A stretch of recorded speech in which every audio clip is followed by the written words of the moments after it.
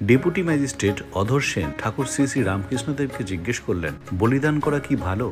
এতে তো জীব হিংসা করা হয়। ঠাকুর শ্রী শ্রী রামকৃষ্ণদেব বললেন যে বেশি বিচার করা ভালো নয়, মায়ের পাদপদ্মে ভক্তি থাকলেই হলো।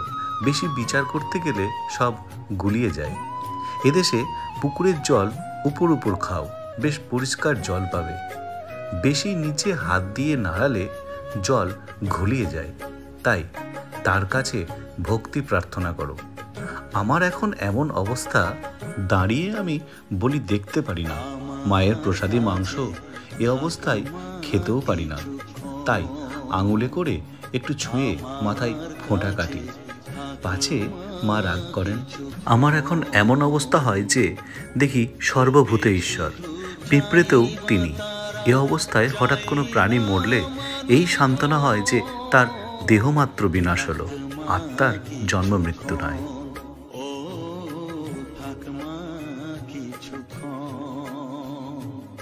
আমার কাছে থাক মা কিছুক্ষণ।